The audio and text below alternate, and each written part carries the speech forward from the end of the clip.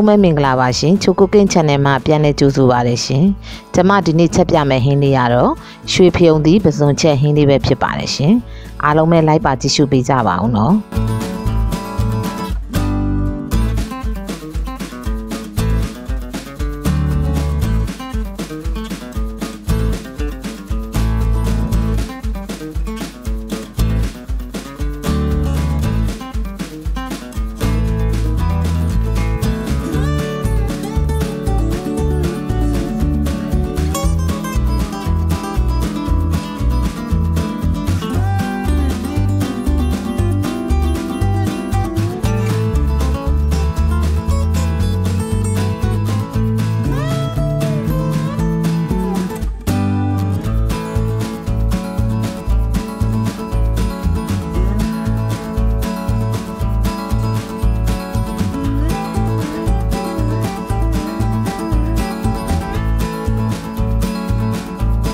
ဟုတ်ကဲ့အရင်ဦးဆုံးအိုးပူလာပြီဆိုရင်တော့စီထည့်ပါမယ်ရှင်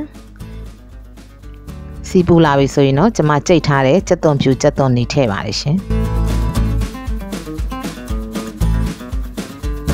ပြီးရင်တော့ငွေပေးပါမယ်ပြီးရင်တော့ထုံးစံအတိုင်းပေါ့နော်ကျွန်မဆက်နွင်းထည့်ပါမယ်ရှင်ဆက်နွင်းလေးထည့်ပြီးတော့ကြက်သွန်လေးရဲလာတဲ့အထိစီတက်ပေးပါမယ်ငရုတ်သီးအစိမ်းမှုတ်ထည့်ပါရရှင်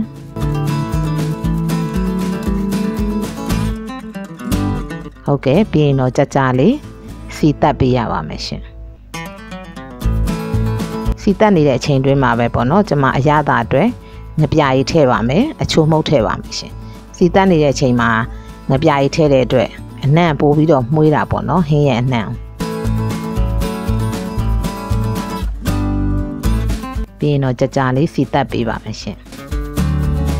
ပြီးတော့ရင်တော့ကျွန်မပစွန်ထည့်ပါတယ်ရှင်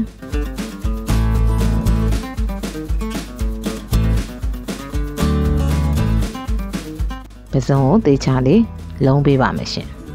ပြီးတော့ရင်တော့ကျွန်မရွှေဖယုံသီးတွေထည့်ပါတယ်ရှင်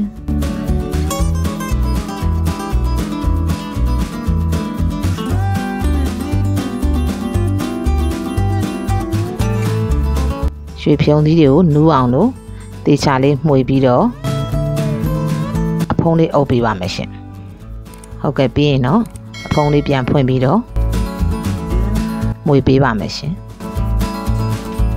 ပြီးရင်တော့ကျွန်မကြက်သွန်ကြိတ်ထားတယ်ရေကျင်းထားတဲ့ရေလေးထည့်ပါတယ်ရှင်ရေကိုကျွန်မနည်းနည်းလေးများများထည့်ပါတယ်เนาะတချို့ကြတော့လေဒီရွှေဖယုံသီးကိုစီပြန်ချက်စားကြပါတယ်ရှင်ကျွန်မကတော့ဒီပစွန်ကြောပစွန်တက်တက်ကျွန်မကြော်ထားတယ်ပေါ့နော်ဒါလေးရကြတော့ကျွန်မအရေတောက်လေးဖြစ်ချက်တာဖြစ်တဲ့ရေလေးနည်းနည်းများများထည့်ပါတယ်ရှင်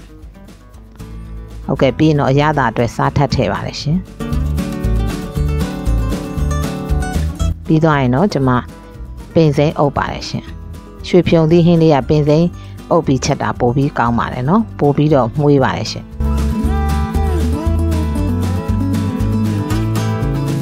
ဟုတ်ကဲ့အခုဆိုရင်တော့အရသာကောင်းမွန်နဲ့ပစွန်ရွှေဖယုံသီးဟင်းလေးတစ်ခွက်ရပါပြီရှင်ဟုတ်ကဲ့အခုလိုကျမရဲ့ဗီဒီယိုလေးကိုအဆုံးထိပြီးအောင်ကြည့်ရှုပေးတဲ့တယောက်ချင်းစီတိုင်းကိုအထူးပဲကျေးဇူးတင်ရှိပါတယ်ရှင်ကျမရဲ့ဗီဒီယိုလေးကိုကြည့်ရှုခြင်းနဲ့ဆိုရင်တော့ like and subscribe လေးလုပ်ပြီးတော့အားပေးခဲ့ကြပါအောင်နော်